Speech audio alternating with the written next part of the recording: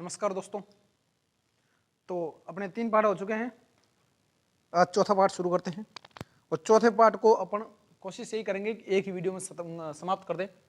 जो पूरा मटेरियल मैंने यहाँ पर लिख लिया है और इसीलिए लिखा है ताकि अपने को कम समय लगे, ठीक है ना। इस मटेरियल को बनाने में ज़्यादा टाइम लगता है, अगर सीधा पढ़ाऊंगा तो वीडियो भले ही लंबी बने लेकिन मुझे कम टाइम लगता है। लेकिन जब ऐसा मटेरियल बना के पॉइंट बना के छांटना काफ़ी टाइम लगता है। तो लेकिन ये इससे आपको सरल हो जाएगा। अगर आप स्क्रीनशॉट लेना चाहो तो स्क्रीनशॉट भी ले सकते हो।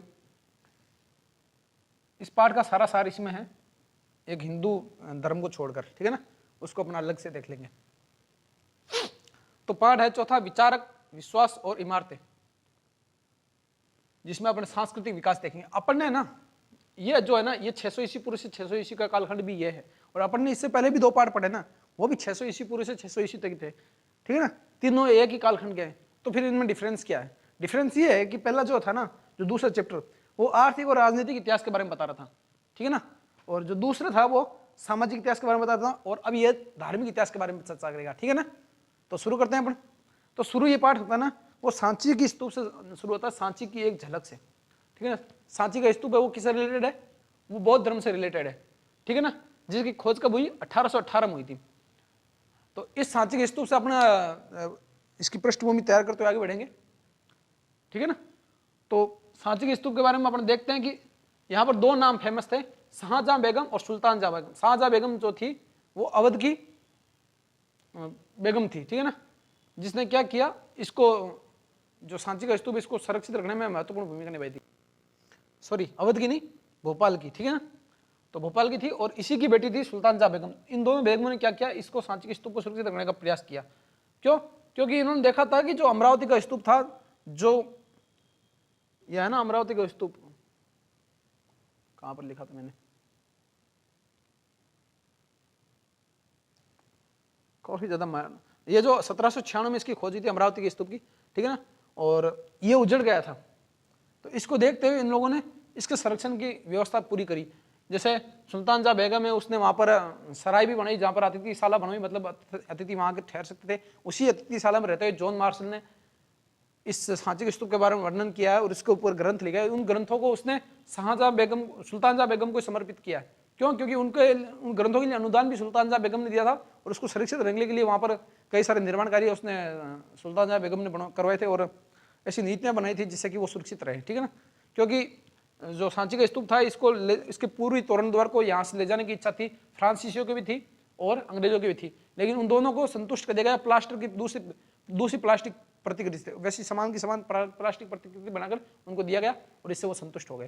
तो इस प्रकार से संरक्षित करने में इनका शाहजहां बेगम और सुल्तान जहां बेगम जो दोनों भोपाल की रानी थी, ये माँ थी और ये इसकी बेटी थी, इन्होंने इसको सुरक्षित रखने में अपनी भूमिका निभाई, ठीक है।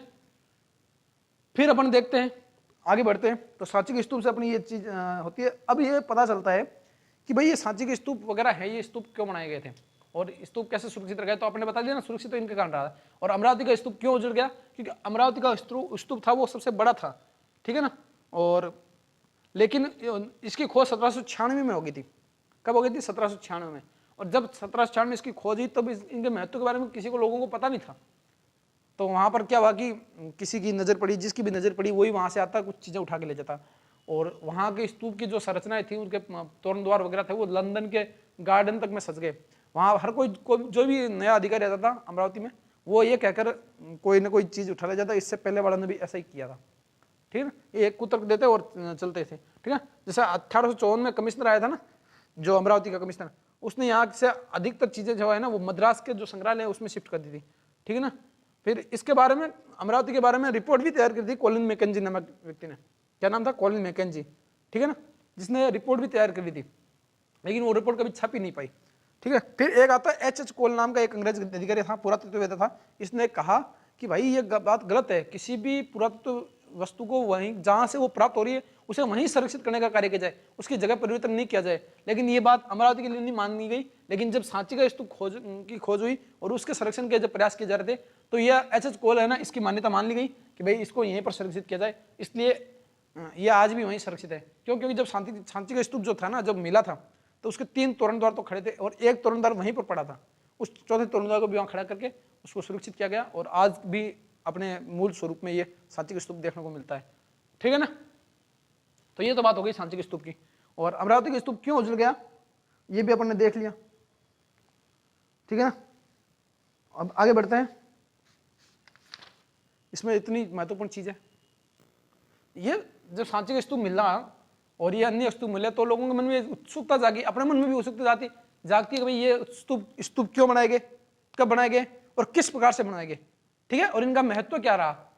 तो ये चीज है ना, ये चीज अपन आगे चल के देखेंगे। तो वहां तक पहुंचने के लिए अपने को पहले बाकी की जो पिक्चर है वो क्लियर करनी पड़ेगी। तो बाकी पिक्चर क्या है, तो वो ये पिक्चर है कि जो अब अपन देखेंगे पृष्ठभूमि, ठीक है, इसमें देखेंगे यज्ञ और विवाद, ठीक है, जो यज्ञों की परंपरा है उसके बारे में अपन समझेंगे। तो अपन देखेंगे कि जो अपन देखेंगे यज्ञ और विवाद, तो जो ईस्वी पूर्व प्रथम सहस्त्राब्दी थी, तो ईस्वी पूर्व प्रथम सहस्त्राब्दी का अर्थ क्या होता है, 1000 साल का टाइम पीरियड, ठीक है ना। जो पहली सदी थी, जो ईसा से पूर्व की पहली सदी थी, जो 1000 ईस्वी पूर्व से लेकर ईस्वी पूर्व तक, ठीक है ना, वो 1000 ईस्वी पूर्व से लेकर और 1 ईस्वी पूर्व तक मान लो, या ईस्वी पूर्व मान लो, या ईस्वी तक मान लो, ठीक है ना। तो वो 1000 सालों में कई सारे परिवर्तन आए, ठीक है, धार्मिक रूप से। जैसे ये धार्मिक परिवर्तन कहाँ आए, जैसे ईरान में जरथुस्त्र, जिसने पर्शियन धर्म चलाया था, पारसी धर्म, वो जरथुस्त्र, तो इसके विचार वहां पर उत्पन्न हुए और उससे पारसी धर्म पैदा हुआ। चीन में खुंगस्ती नामक एक बड़ा फेमस जो दर्शन मतलब एक था विद्वान, और यूनान में हुए सुकरात, प्लेटो और अरस्तु, ये 3 हुए। और भारत में कौन हुए, महावीर और बुद्ध, ये सारे इसी 1000 साल के अंदर उत्पन्न हुए, ठीक है ना। और इन्होंने कई सारे मतों का प्रचलन किया, कई सारी चीजें, और इन्होंने इस बात का पता लगाने का प्रयास किया कि भाई इंसान और ये जो विश्व व्यवस्था है इसके बीच में क्या संबंध है, ये किस प्रकार से मेंटेन होती है, ठीक है ना। तो फिर अपन आगे बात करें यज्ञों की परंपरा की। तो यज्ञों की परंपरा की बात करें तो यज्ञों की परंपरा है ना, वो भारत में तो काफी पुरानी है, ठीक है ना। जो अपने को 1500 से 1000 ईस्वी पूर्व के अंदर जो ऋग्वेद लिखा गया था, अपन ने पहले भी इसके बारे में पता किया ना, भाई ऋग्वेद जो है 1500 से 1000 ईस्वी पूर्व लिखा गया था। उस ऋग्वेद में यज्ञों का काफी कुछ वर्णन किया गया, उससे संबंधित मंत्र खूब सारे लिखे गए, ठीक है ना। तो मतलब अपन कह सकते हैं 1500 से 1000 ईस्वी पूर्व के बीच में यज्ञों का प्रचलन यहाँ पर हो गया था। तो यज्ञों की जब परंपरा थी तो उसमें किन को पूजा जाता था, तो उसमें 3 देवताओं को मुख्य रूप से पूजा जाता था, ठीक है ना। ये 3 देवता कौन कौन से थे, इंद्र, अग्नि और सोम, ध्यान है ना, कौन कौन। ऋग्वेद के अंदर जो पूजा पद्धति थी वो किन से संबंधित थी, इंद्र, अग्नि और सोम से, ठीक है ना। तो इसमें ये परंपरा थी। और कुछ राजसूय और अश्वमेध यज्ञ जैसे भी यज्ञ करवाए जाते थे, जो बड़े कठिन यज्ञ माने जाते थे, क्योंकि इनमें युद्धों वगैरह की समस्या रहती थी। जो भी नया शासक बनता था वो शक्तिशाली समझता था, वो अश्व छोड़ता था, और अश्व छोड़ता था कोई उसको रोकता था तो उस राजा के साथ उसको युद्ध करना पड़ता था और उसको अपना अधीनता स्वीकार करनी पड़ती थी उस राजा की, ठीक है ना। तो ये एक तरह से इसे अश्वमेध यज्ञ कहते थे। राजसूय यज्ञ भी ऐसे था।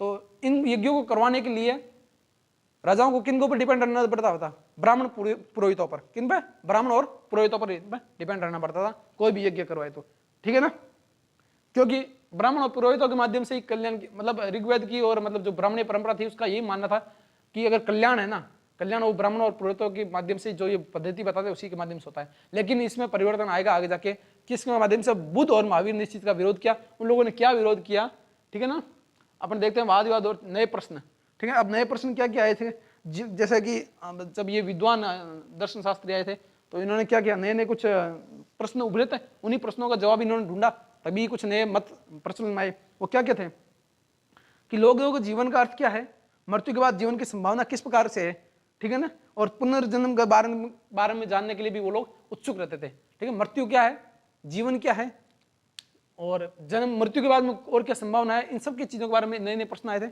जो उभर के आए थे, ठीक है ना। तो और क्या जन्म कर्मों के आधार पर होता था, ये ठीक है, ये कर्म जन्म के आधार पर होते थे, ये ऐसे, ठीक है ना। इन ऐसे मुद्दे थे, इनके ऊपर प्रजोर बहस होती थी, ठीक है ना। और जब ये ज्यादा प्रश्न उभरे तो वैदिक परंपरा से बाहर के कुछ दार्शनिक थे, उन लोगों ने ये सवाल उठाए और इनके जवाब ढूंढने की कोशिश में कुछ नए मत प्रचलन में आए और कुछ नई सी परंपराएं प्रारंभ हुई और कुछ नए धर्म जैसे जैन, बौद्ध, ये पर्शियन वगैरह ये धर्म अस्तित्व में, ठीक है ना। तो जैसे अपने ये जब प्रश्न आए तो इन प्रश्नों का हल खोजने के प्रयास किस प्रकार से हुए, और किस प्रकार से हुए। आज अगर कोई प्रश्न उभरता है तो क्या होता है, वाद विवाद सबसे बेस्ट पद्धति है कि नहीं है, तो उसमें भी कुटागार शालाएं क्या थी, कुटागार शालाएं,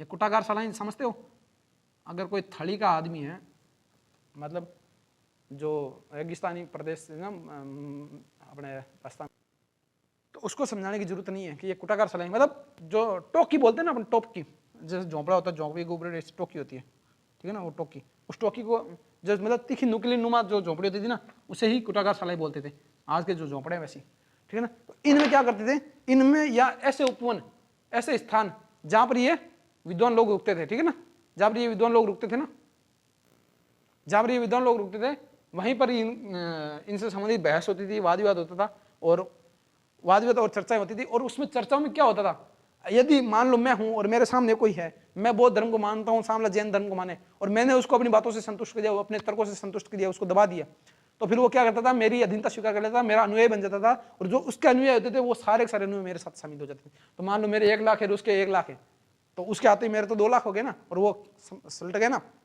तो ऐसे, तो ये जो विभिन्न प्रकार के मत थे, इनमें उतार चढ़ाव चलता रहता था, कभी किस्मत के आदमी ज्यादा हो जाते थे, कभी किसी मत के आदमी ज्यादा हो जाते। मान लो मैं बहुत हो गया, 2 लाख मेरे ले लिए, लेकिन तीसरा बंदा मेरे से भी तगड़ा आया कोई, उसने तर्क करके मेरे को हरा दिया, तो मैं जैनी बन गया, तो मेरे साथ वाले 2 लाख भी जैनी बन गए, तो हो गए 4 लाख, और यहाँ हो गया पाटिया साफ। तो इस प्रकार से ये काम चलता था, समझ गया ना।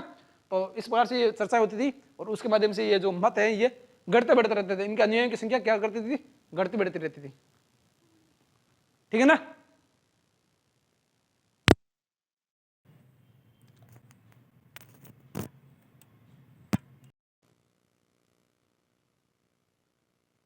ये थोड़ा सा मिस्टेक कर गया आज ना, कोई बात नहीं। अब ये तो होगी बात वाद विवाद और चर्चा की, ठीक है।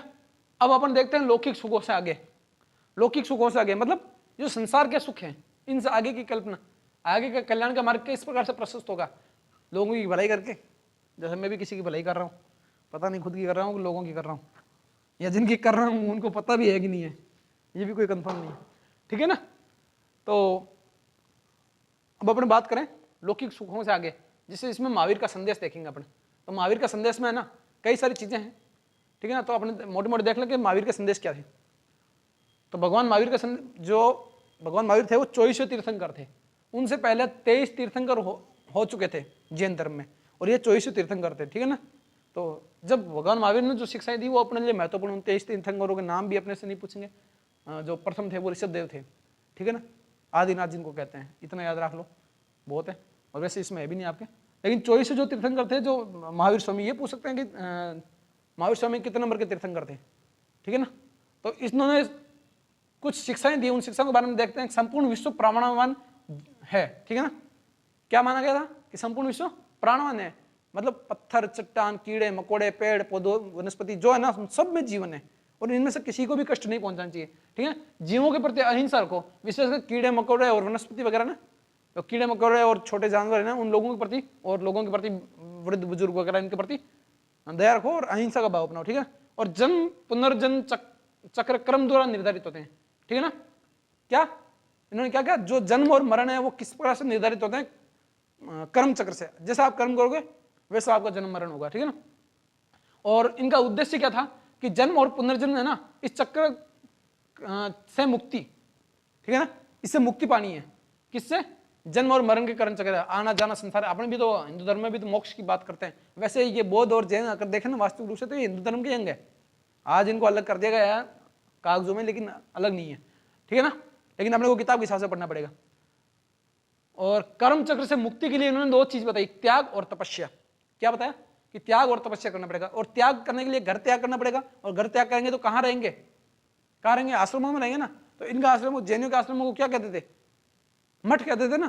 तो उन मठों में रहना पड़ेगा, ठीक है ना, विहार में रहना पड़ेगा। जो विहार होते थे, मठ होते थे, उन विहारों में रहना पड़ेगा, और वहीं पर तपस्या करनी पड़ेगी। और त्याग और तपस्या कैसे कि जो अपने जो अत्यावश्यक चीजें उनको छोड़कर सब कुछ त्याग दो। एक समय भोजन करना है तो वो भी मांग कर करना है, तो वो भिक्षु कहलाएंगे ना। तो बौद्ध और जैन दोनों में भिक्षु ही कहलाते थे, भिक्षु है ना, ठीक है ना।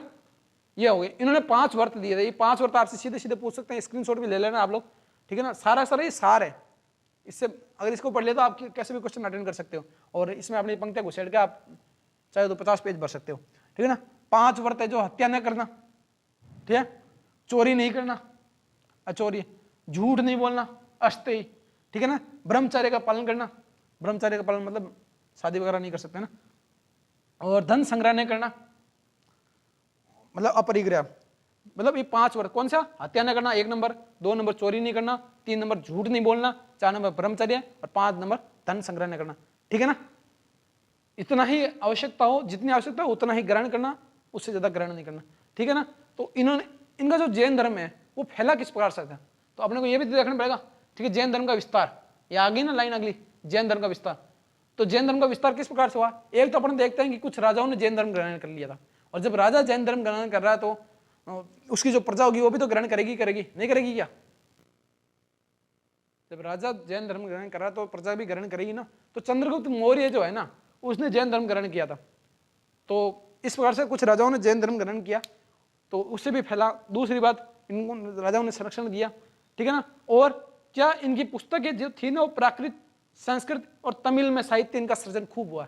जैन धर्म का साहित्य है ना, वो किसमें? प्राकृत, संस्कृत और तमिल। बौद्ध धर्म का भी इन्हीं में हुआ। ठीक है ना? और इसमें पाली और जोड़ लेना बौद्ध धर्म जब पढ़ो जब। ठीक है ना? प्राकृत, संस्कृत, तमिल में इनका जैन साहित्य सृजन हुआ। और जो है ना, वो मंदिर वगैरह, मठ वगैरह थे ना, जो विहार वगैरह, वहां पर इनको संरक्षण प्रदान किया गया, और आज भी खूब सारे ग्रंथ संरक्षण में हैं। ठीक है ना? और इनकी मूर्तियों के माध्यम से, भगवान महावीर की मूर्तियां हो, जैन धर्म से रिलेटेड कोई भी मूर्तियां, ठीक है ना, और पुस्तकालय और मंदिर, ये 3-4 जो घटक थे, इनके माध्यम से जैन धर्म का बहुत ज्यादा विस्तार हुआ है। ये 3-4 पॉइंट आप खुद बना के लिख सकते हो। ठीक है ना? ये तो हो गया जैन धर्म का विस्तार। अब बुद्ध और ज्ञान की खोज, अपन क्या देखते हैं? बुद्ध और ज्ञान की खोज। तो अपन देखते हैं कि 563 ईस्वी पूर्व में भगवान बुद्ध का जन्म होता है। कब? 563 ईस्वी पूर्व। ठीक है ना? 563 ईस्वी पूर्व भगवान बुद्ध का जन्म होता है। ठीक है ना? कहाँ होता है? लुम्बिनी ग्राम में। कहाँ होता है? लुम्बिनी ग्राम में। यहाँ कहाँ मैंने लिख भी रखा है, मिल जाएगा। ठीक है ना? आप लोग ढूंढ लेना, मुझे तो याद है, आप लोगों को याद करने की जरूरत है। ये रहा। ठीक है? जन्म हुआ लुम्बिनी ग्राम में 563 ईस्वी पूर्व में। ठीक है ना? तो जब उनका जन्म हुआ, वो कहाँ पर हुआ? वो ऐसी जगह पर हुआ जो अपने संघ और गण पिछले बार पढ़े थे ना, जहाँ का कई लाख लोगों को मिलकर, लोगों द्वारा मिलकर शासन किया जाता था, जो राजा होते थे। तो अपन चर्चा कर रहे थे भगवान बुद्ध की। ठीक है ना? तो अपन ने देखा भगवान बुद्ध का जन्म जहाँ था वो लुम्बिनी ग्राम हुआ था 563 ईस्वी पूर्व में हुआ था ना। जब भगवान बुद्ध का जन्म हुआ, तो इसमें कहानी है, कहानी का सुनने का ज्यादा समय नहीं, लेकिन छोटी सी संक्षेप में कर लेते। जब जन्म हुआ तो जो वहाँ के विद्वान थे, उन्होंने घोषणा करी क्या ये तो एक बहुत बड़ा चक्रवर्ती सम्राट बनेगा या बहुत बड़ा सन्यासी बनेगा। तो राजा था ना, इसके पिता थे, इसका पिता का नाम था शुद्धोधन, और इनका स्वयं का बचपन का नाम था सिद्धार्थ। तो कहा कि सिद्धार्थ को अगर आप दुखों से दूर हो गए तो ठीक है। जिस दिन इसका दुख से साक्षात्कार हुआ ना, उसी दिन ये समाज को, इस संसार को त्याग कर चला जाएगा। तो महाराज शुद्धोधन ने 2-3 महल बनवा दिए, और उन महलों में ही उसको रखते थे। सिद्धार्थ को बाहर निकलने नहीं दिया कभी, और सारी सुविधा प्रदान कर दी। समय पर उसका विवाह कर दिया। यशोधरा नामक उसकी पत्नी थी, और राहुल नामक पुत्र भी उत्पन्न हो गया। ये चीज याद रखना। सिद्धार्थ का नाम, पत्नी यशोधरा, पिता शुद्धोधन और पुत्र राहुल, और इनकी माता का नाम था महामाया। ठीक है? जब ये जन्मे थे उसी समय इनकी माता का देहांत हो गया, और इनका पालन पोषण है वो इनकी जो मौसी थी गौतमी, उस गौतमी ने किया था। ठीक है ना? ये 4 नाम याद, 4-5 नाम याद रखेंगे। पिता शुद्धोधन, माता महामाया जिसकी मृत्यु हो गई, फिर पालन पोषण किसने किया? गौतमी ने। तो ये गौतम बुद्ध उसी के नाम पर कहलाते हैं, और कुछ लोग कहते हैं इनका गोत्र गौतम था, इसलिए गौतम कहलाते थे। ठीक है? 2 कारण हो सकते हैं। तो प्रजापति गौतमी, इनकी मौसी जिन्होंने पालन पोषण किया, फिर इनकी पत्नी यशोधरा, पुत्र राहुल। ठीक है ना? जब ये एक दिन इनका क्या हुआ कि मन हुआ बाहर घूमने का, तो इन्होंने अपने साथी को मना लिया और कहा कि अपन बाहर घूमने चलेंगे। और जब वो बाहर निकलते हैं संसार में, तो उनको सबसे पहले भेंट होती है, वो होती है एक रोगी व्यक्ति से। तो वो ऐसे मरियल सा होता है, तो देखते हैं, उन्होंने कभी रोगी देखा नहीं था सिद्धार्थ में, तो पूछते सारथी से कौन है कि ये रोगी है, इसको रोग लग गया इसलिए कमजोर हो गया, कभी मैं भी बीमार पड़ूंगा तो सोचूंगा हाँ बिल्कुल ऐसा होंगे। आगे बढ़ते हैं तो फिर वो देखते हैं एक बूढ़ा आदमी, तो ये इतना बूढ़ा क्यों है, ऐसे कैसे चल रहा लाठी लेकर। तो कहा जब आप बूढ़े हो जाओगे, हम बूढ़े हो जाएंगे, तो हम भी ऐसे चलेंगे, एक दिन बुढ़ापा सबके आता है, सबका आता है, सबका आता है। फिर आगे जाके देखते हैं तो एक लाश को लेके जा रहे थे कुछ लोग, तो कहा ये कौन है कि ये मर गया, कि अपने भी मरेंगे, कहाँ अपने भी मरेंगे। लोग रो रहे थे उस समय। फिर आगे बढ़े, उन्होंने दुख के देखे, तब उन्होंने देखा एक पेड़ के नीचे एक सन्यासी है जो बैठा है ध्यान लगाकर, उसको कोई फर्क नहीं पड़ रहा है संसार से, वो शांति से, उसको सुखी देखकर उन्होंने पूछा ये कौन है कि ये सन्यासी है, कि ये क्यों दुखी नहीं है, कि ये इसलिए दुखी नहीं है कि इसने संसार को त्याग दिया। तो उसी दिन से उनके मन में आ गई मैं भी संसार को त्याग कर दूंगा, और उन्होंने एक रात्रि को घर, यशोधरा पत्नी और राहुल पुत्र को त्याग दिया और निकल गए ज्ञान की खोज में। ठीक है ना? और जब वो ज्ञान की खोज में निकले तो उन्होंने कई जगह से ध्यान किया, कई प्रकार से ध्यान किया, हठ योग भी किया। मतलब जैसे कई बार उन्होंने इतना कम खाना खाया कि एक बार तो उनके मरने की नौबत आ गई थी। फिर उन्होंने देखा कि इससे तो कोई ज्ञान प्राप्त होने वाला है नहीं। तो क्या किया उन्होंने? मध्यम मार्ग अपनाया, ना ज्यादा कठोर ना ज्यादा सरल, मध्यम मार्ग, जिसके माध्यम से इसको मतलब जो ज्ञान प्राप्त किया जा सके। तो इनको ज्ञान प्राप्त हुआ था, वो हुआ था बोध गया में, एक वट वृक्ष के नीचे बैठे थे और वहां पर उनको ज्ञान प्राप्त हुआ। और जो इन्होंने पहला उपदेश दिया वो सारनाथ में दिया, ठीक है ना, जो सारनाथ में दिया। और फिर इनकी जब उन्होंने खूब सारे शिष्य बनाए और अंत में इनकी मृत्यु हुई कुशीनगर में हुई थी, ठीक है ना। तो ये 3-4 नाम याद रखना। कहाँ? लुम्बिनी में जन्म हुआ इनको ज्ञान प्राप्त हुआ, वो बोध गया हुआ, और गया हुआ वो बोध गया के नाम से फेमस हो गया। और फिर इन्होंने जो पहला उपदेश दिया वो सारनाथ में दिया, और फिर इन्होंने जो इनकी मृत्यु हुई कुशीनगर में हुई थी। तो जब इन्होंने यह ज्ञान प्राप्त कर लिया तो बुद्ध और ज्ञान की खोज अपन ने देख लिया, ये पढ़ लिया, इस कहानी में अपन को पता चल गया, ठीक है ना। और बुद्ध की शिक्षाएं, अब बुद्ध की शिक्षाओं के बारे में भी वर्णन करना चाहिए ना अपने को, ठीक है ना। तो बुद्ध की जीवन शिक्षाएं ये रही, ठीक है ना। तो बुद्ध की शिक्षाएं वो बौद्ध संघ में तो होंगी, तो बौद्ध संघ है ना, जहाँ पर ये विहार होते थे या संघ होते थे या मठ होते थे, उनमें ये शिक्षाएं लागू होती थी। उनका था कि वो सादा जीवन जीना, क्या जीना? सादा जीवन। जैसे भिक्षु के रूप में जो भिक्षु थे ना, वो एक ही समय भोजन प्राप्त करते थे और उसी से अपना, जैसे भाई मृत्यु नहीं हो और जीवन यापन हो जाए, ठीक है। और भगवान की जो ज्ञान की खोज होती रहे, इस प्रकार से संभल रहे, इतना ही खाना खाना। तो एक समय वो मांग के खाते थे, इसलिए वो भिक्षु कहलाते थे, ठीक है ना। और इसके अलावा इनकी और भी शिक्षाएं कई सारी थी, जैसे ये चोरी नहीं करना, झूठ नहीं बोलना, ब्रह्मचर्य, हत्या न करना, ये सारी जो शिक्षाएं थी ना, अहिंसा, अस्तेय, अपरिग्रह, ये सारी शिक्षाएं इनकी भगवान बुद्ध की भी वही शिक्षा थी जो जैन धर्म की थी। जैन धर्म की 5 शिक्षा थी, इनकी 8 शिक्षाएं थी, ठीक है ना। 1-2 शिक्षाएं और थी, ठीक है ना। तो जो बौद्ध संघ इन्होंने स्थापित किए थे, बौद्ध संघों में इन्होंने सादा जीवन का विचार रखा और भिक्षु के रूप में रखेंगे, ठीक है ना। तो इसमें देखो फिर अपन बात करते हैं कि प्रथम महिला जो महाप्रजापति गौतमी है। तो पहले क्या था कि इनका महिलाओं को संघ में आना निषेध था, लेकिन जो इनका प्रिय शिष्य था भगवान बुद्ध का आनंद के आग्रह पर और आनंद के समझाने पर भगवान बुद्ध मान गए और उन्होंने महिलाओं का भी प्रवेश आरंभ कर दिया कि भाई महिलाएं भी तो कल्याण की अधिकारी है, ये आनंद ने समझाया था, ठीक है ना।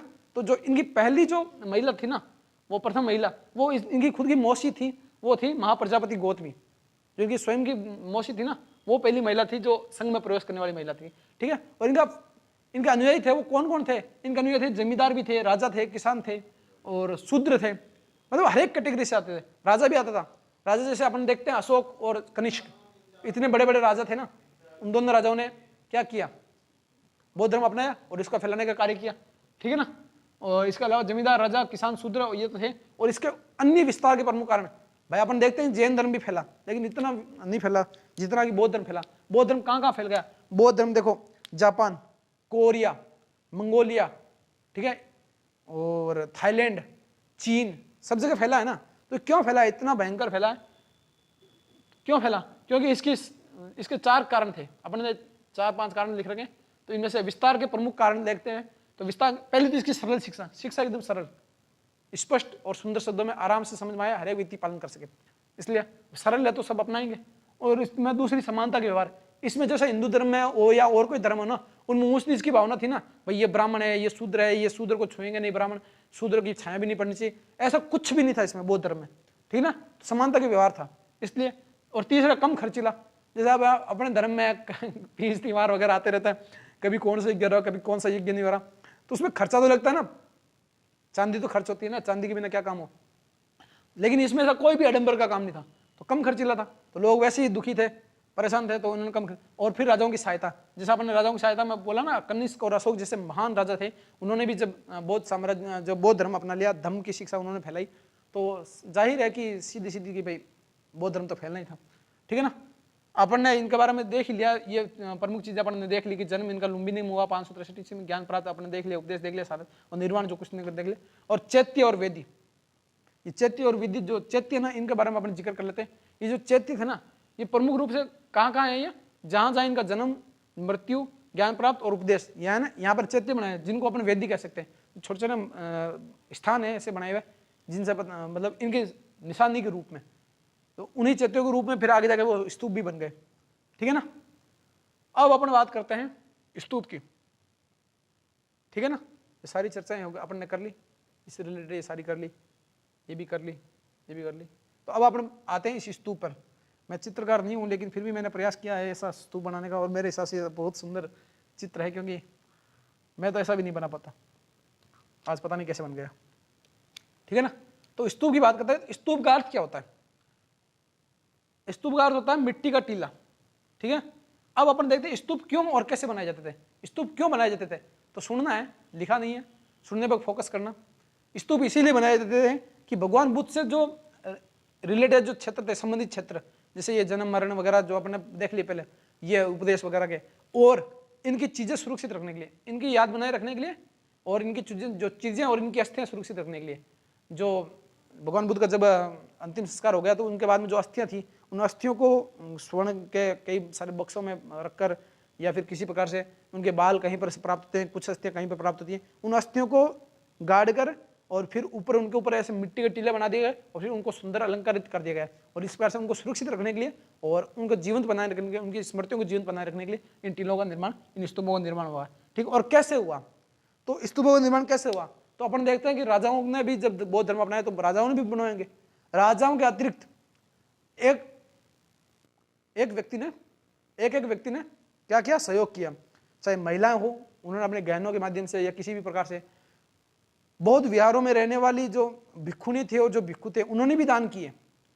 सामान्य जनता ने दान किया, सेठ जनों ने दान किया, नगर के लोगों ने दान किया, मंत्रियों ने दान किया, मतलब समाज के प्रत्येक वर्ग ने इनके लिए दान किया, इनके लिए पैसे इकट्ठा किया और इन स्तूपों का निर्माण करवाया, ठीक है ना। हर एक व्यक्ति की, जैसे अपने राम मंदिर बन रहा है ना अभी, राम मंदिर में क्या क्या, निचले तबके से लेकर ऊपरले तबके तक, 1 रुपये से लेकर 1 करोड़, 5 करोड़, 10 करोड़ तक, जिसकी जितनी श्रद्धा बनी उसने सहयोग किया ना। राम मंदिर से अपने स्तूपों के निर्माण को आसानी से समझ सकते हैं। जैसे राम मंदिर में जितना सहयोग किया ना, वैसे ही सहयोग इन स्तूपों के निर्माण में होता था, ठीक है ना। इस प्रकार से स्तूप बनाए जाते थे, ठीक है। इनकी संरचना क्या होती थी, तो संरचना अपन देख सकते हैं कि ये संरचना समझ सकते हैं, चित्र अच्छे से साफ दिख रहा है ना। ये शायद नीचे वाली लाइन नहीं दिख रही ना, दिख रही है, हाँ दिख रही है। तो ऐसा है कि एक गोल अंडाकार ऐसा किला बनाया जाता था, जैसे सुप्रीम कोर्ट का वो गुंबद देख लो, चाहे जोधपुर वाली हाईकोर्ट का गुंबद देख लो, ऐसा गुंबद टाइप में, ठीक है ना, बनता था। अंड, जिसे अंड बोलते थे। इसके ऊपर देखो एक छत्र लगा दिया जाता था, जैसे आज के जो मंदिर है ना, उनके ऊपर जो अंडा चढ़ाते हैं ना, अंड चढ़ाते हैं ना, जो शिखर, वैसा, ठीक है ना। इस शिखर को छत्र कहते थे, और इसके नीचे ऐसे चौकोर टाइप में यत्री बनी होती थी, और ये जो थी यह हर्मिका थी, ठीक है ना। और जो पवित्र सामग्री थी वो नीचे गड़ी हुई थी, उसके ऊपर ये टीला बना होता था, ठीक है ना। और इसके चारों तरफ ये जो बनी होती थी ना, इसे क्या कहते थे, इसे कहते थे मेदी, ठीक है ना। ये तो अंदर वाली थी इस टीले के अंदर, और फिर ये मेदी को छोड़ के और फिर परिक्रमा स्थल बना होता था, परिक्रमा पथ, जिस पर परिक्रमा करते थे, ठीक है ना। और इसको कहते थे वेदिका, जो बाहर वाली दीवार टाइप में होती थी उसको कहते थे वेदिका। और इसके अंदर जाने के लिए 4 तोरण द्वार होते थे, 4 दरवाजे होते थे, और उनको कहते थे तोरण द्वार। आज भी तो तोरण मारता है दूल्हा जब जाता है, कई ने आप में से भी तोरण मार लिए होंगे, ठीक है ना। तो तोरण द्वार होते थे 4। इस प्रकार से इसकी ये संरचना है। और 4 फेमस जो इसमें नाम आए हैं आपके, एक आता है भरूच का, एक सांची का, एक सारनाथ का और एक अमरावती का। 4 स्तूप फेमस है। कौन कौन से?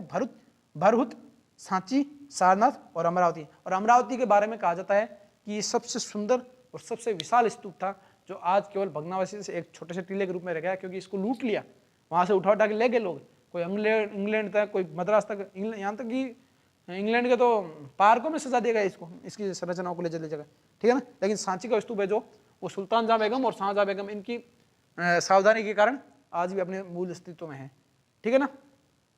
तो ये जो भरूच, सांची और सारनाथ है ना, ये तीनों दूसरी शताब्दी ईस्वी पूर्व में ही बना लिए गए थे। कहते हैं भाई इनका निर्माण काल कब हुआ था, तो दूसरी शताब्दी ईस्वी पूर्व। तभी तो कहता है अपने बहुत ज्यादा विकसित थे उन लोगों से। ये पश्चिम के लोगों का आज अपन अनुसरण कर रहे हैं, क्यों कर रहे हैं? इनसे तो अपन लाख गुना उस समय अच्छे थे और आज भी कई सारी चीजों में अच्छे हैं, फिर भी उधर भाग रहे हैं, पता नहीं क्यों भाग रहे हैं। जब इन्होंने मतलब इनके ईसा पैदा, मतलब मैं ये नहीं कह रहा किसी धर्म की, लेकिन जब जो ईसा मसीह जिन्होंने ये चलाया था, उनसे तो 200 साल पहले तो अपने ये ऐसा भरूच, सांची और सारनाथ जैसे स्तूप बन के तैयार हो गए थे, ठीक है ना। तो ये बात हो गई स्तूपों की। अब अपन बात करते हैं बौद्ध धर्म की, जो दो शाखाएं हैं, महायान और हीनयान। जब भगवान बुद्ध की ऐसे ना शिक्षाएं फैल गई, खूब सारा प्रचार प्रसार हो गया, तो फिर क्या हुआ?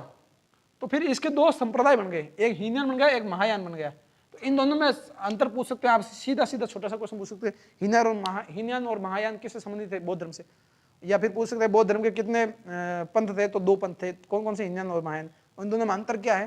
तो दोनों में अंतर यह है कि हीनयान है ना, जैसे अपन कहते हैं हीन, जैसे इन्होंने नाम खुद ने नहीं रखा, ये जब महायान थे ना इन्होंने ही इसका नाम रखा। जब इन्होंने अपने आप को इनसे डिफरेंस पैदा करने के लिए इन्होंने ही हीनयान और महायान नाम रखे, इन्होंने खुद ने इनका नाम नहीं रखा। हीनयान मतलब हीन यानी नीचे, जो मतलब मान लो कि भगवान बुद्ध है ना, तो भगवान बुद्ध को इंसान के रूप में देखते थे ये, लेकिन ये इन्होंने बुद्ध को भगवान के रूप में पूजा शुरू किया। ये इंसान के रूप में इनकी शिक्षाएं मानते थे, लेकिन ये कहते थे ये भगवान थे, ठीक है। और ये अभी भी मानते थे कि व्यक्ति स्वयं अंदर है ना, मतलब स्वयं है ना अपना कल्याण कर सकता है, ठीक है। लेकिन ये कहते थे कि भगवान बुद्ध है ना अपना कल्याण भी कर सकते हैं, उनमें इतनी भी शक्ति है, ठीक है ना। दूसरी बात, ये मूर्ति पूजा नहीं करते थे, ये भगवान बुद्ध को मतलब बुद्ध की प्रतिमा बनाकर पूजा नहीं करते थे, लेकिन ये पूजा करते थे। तो 3 अंतर आ गए ना, एक तो ये इंसान के रूप में मानते थे, ठीक है, ये भगवान के रूप में। ये मूर्ति पूजा नहीं करते, ये मूर्ति पूजा करते हैं। और ये अभी मानते हैं कि कोई स्पेशल शक्ति नहीं थी उनमें, वो मात्र एक इंसान थे जिन्होंने उपदेश दिए, उन उपदेशों को फॉलो करते हुए व्यक्ति स्वयं का कल्याण कर सकता है। लेकिन ये कहता है उनमें शक्ति थी और भगवान चाहे तो अपना जो सामान्य इंसान का कल्याण कर सकते हैं और मुक्ति दिला सकते हैं जन्म मरण के चक्र से, ठीक है ना। तो ये चीजें हो गई। अब अपन देखते हैं कि जो ये स्तूप थे ना, इनके ऊपर जो ये तोरण द्वार वगैरह थे ना, इनके ऊपर कुछ फोटोज वगैरह ना आपने देखे होंगे अपनी किताब में। तो फोटोज वगैरह मिले हैं ना, जो कलाकृतियां मिली है, उन कलाकृतियों में क्या क्या है, जैसे कुछ ऐसी मूर्तियां बना रखी हैं, उन मूर्तियों में अलग अलग प्रकार से दिखा रखी दशाएं दिखा रखी हैं। वो दशाएं क्या है? वो दशाएं ये है कि जो उन मूर्तियों में रिक्त स्थान दिखाया गया है, वो तो भगवान बुद्ध की ध्यान की दशा को दिखाया गया है। ये याद रखना, ये ध्यान रखना, रिक्त स्थान है वो ध्यान की दशा को दिखाता है, दर्शाता है। स्तूप है वो महापरिनिब्बान, इसमें निब्बान लिखा है इसलिए मैंने लिखा है, बाकी ये महापरिनिर्वाण होता है, ठीक है ना। तो महापरिनिर्वाण या महापरिनिब्बान ये स्तूप दिखाता है कि भाई उनकी जो मृत्यु हुई थी या जो वो अपने इस लोक को छोड़कर चले गए थे, ठीक है, जब शरीर त्याग दिया था, कुछ भी कह दो, ठीक है ना। चक्र है वो क्या दिखाता है? उनका सारनाथ में जो पहला उद्देश्य दिया गया था वो दिखाता है। अपना जो चक्र है वो जो तिरंगम है वो भी सारनाथ के बौद्ध स्तंभ से, उस अशोक स्तंभ से लिया गया, ठीक है ना। तो चक्र वो पहले उद्देश्य को दर्शाता है। और जो सालबंजी का है, सालबंजी का जो एक महिला है जो ऐसे लटक रही है एक पेड़ की डाली के, और कहते हैं कि वो जो सालबंजी का थी वो किसी भी चीज को छूती थी ना, तो वहां पर एक मतलब वो खुशहाल समृद्ध हो जाता था क्षेत्र, फल फूलों से, कोई भी पेड़ हाथ लगा दी तो फल फूलों से लग जाता था।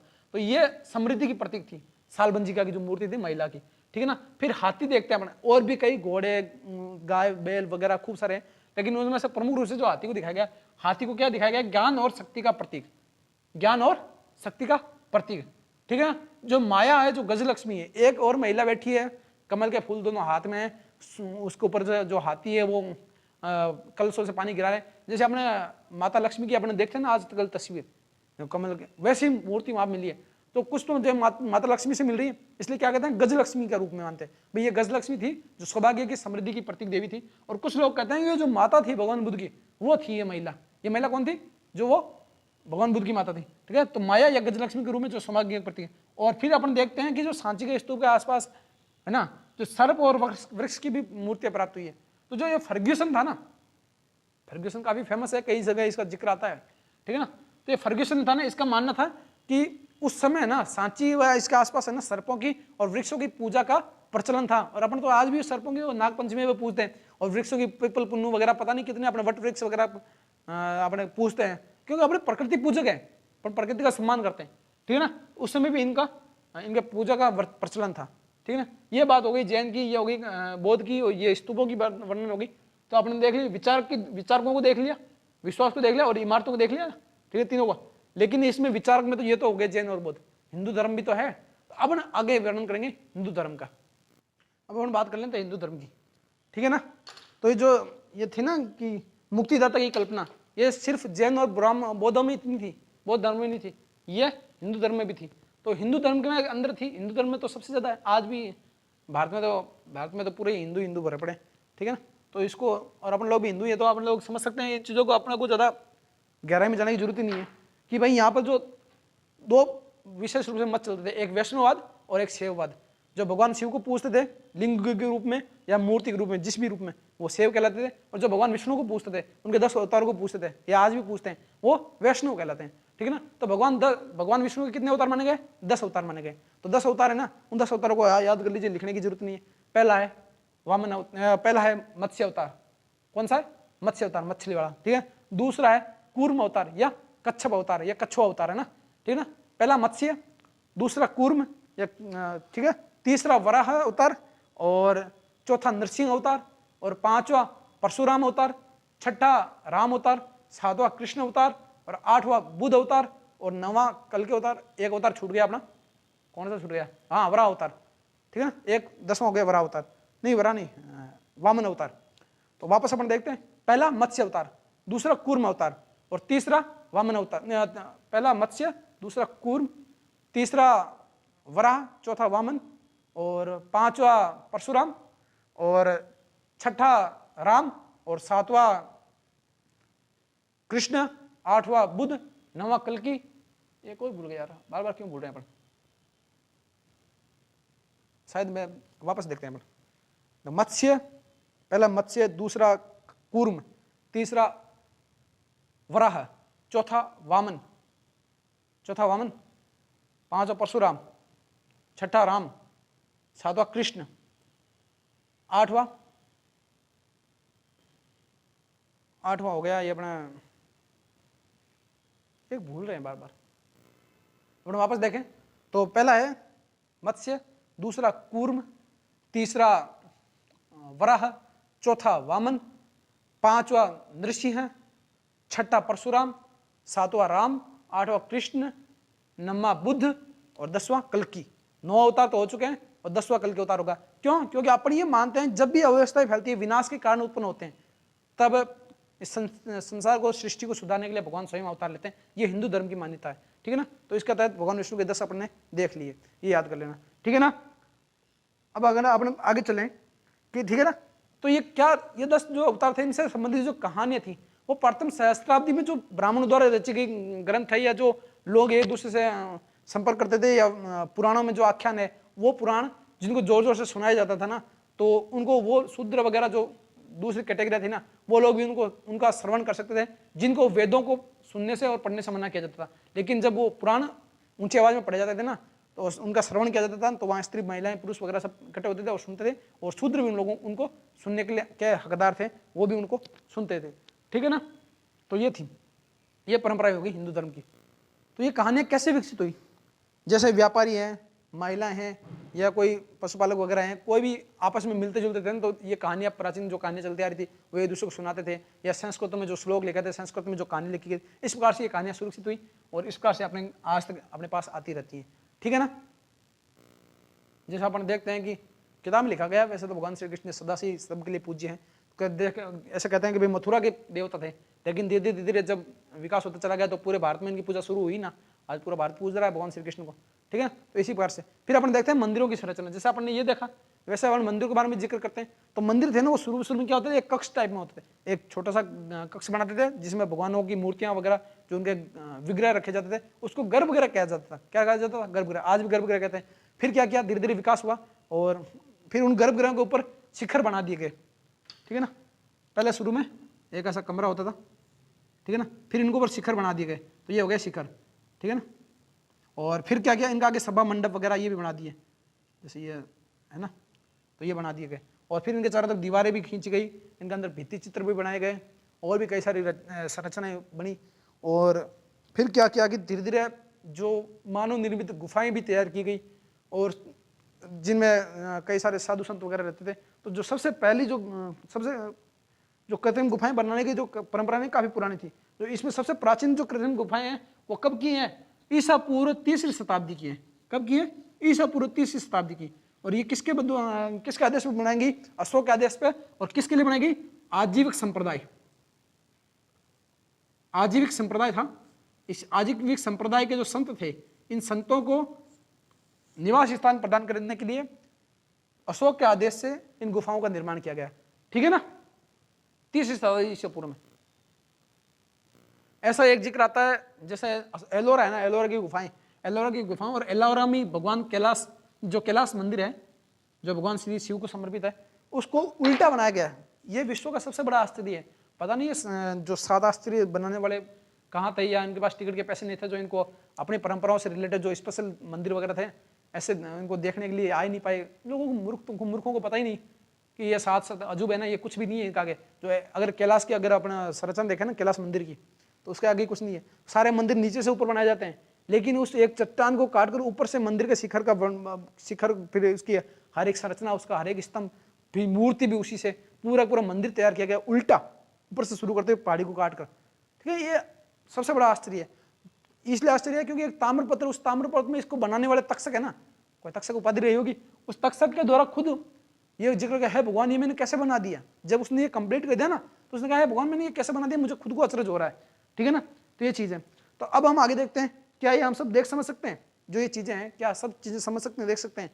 तो हम तो देख समझ सकते हैं, लेकिन जो सबसे पहले अंग्रेज आए थे, उन चीजों को, उनको एक काफी सारी समस्याएं थी इन चीजों। ठीक है, जैसे कई सारी चीज, मूर्तिकला है, चित्रकला है, और ये सारी स्थापत्य कला है, वो आज कई सारी तो नष्ट हो गई है, लेकिन जो बचा है ना, और जो हमने संरक्षित किया हुआ भव्य कलाकृतियों को ना, निर्माताओं, कलाकारों, मूर्तियों, राजगिरों और वास्तुकारों की दृष्टि से परिचित कराता है अपने को आज भी। ठीक है ना, जैसे ये चीजें ना, या अपने को आज भी परिचित कराते हैं कौन तो इसके मूर्तिकार थे, कौन इसके वास्तुकार थे, और कौन राजगीर थे। ठीक है ना, और ये जो इसमें संदेश दिए गए, तो क्या वो संदेश अपने बिना किसी दुविधा के आज भी पढ़ सकते हैं क्या? तो ये संभव नहीं है। संभव है, अपने लिए संभव है, लेकिन जो इनका ना अनजाने को समझने की कोशिश है ना करी है ना, वो अंग्रेजों ने करी। उन्होंने जब गणेश जी के हाथी का सिर देखा, जब माता दुर्गा के 50 भुजाएं देखी, तो उन्होंने कहा ये क्या है, तो उन्होंने उनको घृणा की दृष्टि से देखा कि ऐसा भी कुछ होता है क्या। ठीक है ना, क्योंकि उन्होंने कभी देखा नहीं था। बाकी अपने थोड़ा सा और बच गया है क्या, अब ज्यादा बचा तो नहीं है, 5 मिनट की और बात है। अंग्रेज इनको घृणा से, जो हिंदू धर्म में बनाई गई थी मूर्तियां, उनको घृणा की दृष्टि से देखते हैं। लेकिन जब उन्होंने बोधिसत्व की मूर्तियां देखी, तो वो बड़े उत्साहित हुए, क्योंकि जो बोधिसत्व की, जो भगवान बुद्ध की मूर्ति थी, जो कंधार वगैरह में थी, जिनको तालिबान ने उड़ाया था, वो मूर्तियां जब उन्होंने देखी, तो वो बड़े उत्साहित हुए, क्योंकि वो मूर्तियां ना उनसे मिलती जुलती थी जो उन्होंने यूनान में देखी थी। यूनान में जिन मूर्तियों को उन्होंने अध्ययन किया था ना, वैसी मूर्तियां उनको बोधिसत्व लगी। इसमें उनको देखकर उनको अचरज हुआ, और उनको आश्चर्य, मतलब उत्साहित हुए कि हाँ यार, ये मूर्तियां वास्तव में अच्छी हैं, ये बढ़िया है। जो कब बनी थी? 2वीं शताब्दी ईसा पूर्व में या 3वीं शताब्दी ईसा पूर्व में, इस कालखंड में जो मूर्ति बनी थी, वो कहाँ मिली है? तक्षशिला वगैरह जो है ना, उत्तर पश्चिम भारत के जो क्षेत्र हैं, जो तक्षशिला वगैरह जो थे, पेशावर, तक्षशिला, जो आज पाकिस्तान के अंग है, वो भारत के अंग थे, उसमें जो मूर्ति मिली है, वहां पर उन्होंने चीजों का अध्ययन किया, और उनको यूनानी मूर्तियों के साथ देखा, क्योंकि उन्होंने यूनानी मूर्तियों को समझ लिया था पहले, यूनानी मूर्तियों के बारे में वो जानते थे, और उनसे मिलती जुलती ये चीजें उनको दिखी। ठीक है ना, तो इसमें उन्होंने क्या किया, ज्ञात से अज्ञात की ओर बढ़े ना, ये सिद्धांत इन्होंने अपनाया, ज्ञात से ज्ञात। लेकिन क्या हर बार ही ज्ञात से ज्ञात जो है सिद्धांत, जो हर बार जो ज्ञात से अज्ञात सिद्धांत है, क्या ये काम करता है? तो ऐसा भी संभव नहीं है। इन्होंने क्या किया, यूनानी परंपरा के बारे में जानकर था, तो इन्होंने ज्ञात से बोधिसत्व को जोड़कर अज्ञात की ओर। लेकिन ये हर बार संभव नहीं है, क्योंकि कई सारी चीजें हैं, उनको देखने के लिए अपने को पुराने ग्रंथ देखने पड़ेंगे, पुरानी वेद वगैरह देखने पड़ेंगे, उनमें जो कहानियां उनको देखना पड़ेगा। जैसे उदाहरण के लिए महाबलीपुरम है ना, जो महाबलीपुरम की एक दीवार है, उसके ऊपर चट्टान है विशाल, उस चट्टान के ऊपर एक कहानी का वर्णन किया गया है। लेकिन ये कहानी समझ में नहीं आ रही है, इसके लिए अलग अलग मत चलते हैं। कुछ तो कहते हैं गंगा नदी को भगीरथ ने जो उतारा था स्वर्ग से, उसका वर्णन कर रही है। ठीक है ना, कुछ लोग इसको अर्जुन की तपस्या से जोड़ के देखते हैं कि जब अर्जुन है ना दिव्यास्त्र प्राप्त करने के लिए जंगल में गया, उससे रिलेटेड है। और भगीरथ वाले क्यों कहते हैं? क्योंकि इसमें एक प्राकृतिक जो है ना वो दरार है, उस प्राकृतिक दरार को है ना ये गंगा मानते हैं। ठीक है ना, और जो इसमें एक तरफ पुरुष बैठा है जो ध्यान मग्न है, उसको देखकर लोग कहते हैं कि अर्जुन की जो वो दिव्यास्त्र प्राप्त करने के लिए जो तपस्या थी उसको दर्शाता ही है। ठीक है ना, तो हर बार ये संभव नहीं है कि उन चीज़ों को अपन समझ सकें जो वहाँ पर अपने को दिखाई दे रही है। हो सकता है दिखाई कुछ और दे रहा हो और वास्तव में कुछ और हो। ठीक है ना, तो इसमें इसको लेकर विद्वानों में अनेक प्रकार के मतभेद पाए जाते हैं। तो अब अंत में इस बात का ध्यान रखना चाहिए कि बहुत से रीति रिवाज जो धार्मिक विश्वास और व्यवहार इमारतों और मूर्तियों या चित्रकला के द्वारा स्थायी दृश्य माध्यमों के रूप में जो दर्ज नहीं किए गए, कई सारी चीजें ऐसी हैं जो अभी भी अपने से छुपी हुई है और जिनका अर्थ अपना अभी भी स्पष्ट रूप से नहीं निकाल पा रहे हैं। ठीक है ना, इनमें दिन प्रतिदिन और प्रकार की कई सारी विशिष्टताएं आ रही हैं और अध्ययन कर रहे हैं और गहराई से जा रहे हैं, तो कई सारी चीजें और मिल रही हैं, लेकिन इनके साथ साथ कई सारी चीजें नष्ट भी हो रही हैं जो सदा के लिए धूमिल हो रही हैं। ठीक है ना, तो ये अपना पार्ट कंप्लीट हो गया। इसमें अपन ने मोटी मोटी चीजें देख ली। ठीक है ना, और अपन ने धार्मिक परंपराओं के बारे में जिक्र कर लिया। अब फालतू की बकवास में कुछ नहीं रखा है। ये हो गया अपना पार्ट पूरा कंप्लीट। इसके साथ ही अपन मिलते हैं शाम को या कल मिलते हैं और पढ़ेंगे अगला 5वां पाठ, ठीक है ना। तब तक के लिए शुभ रात्रि, जय हिंद।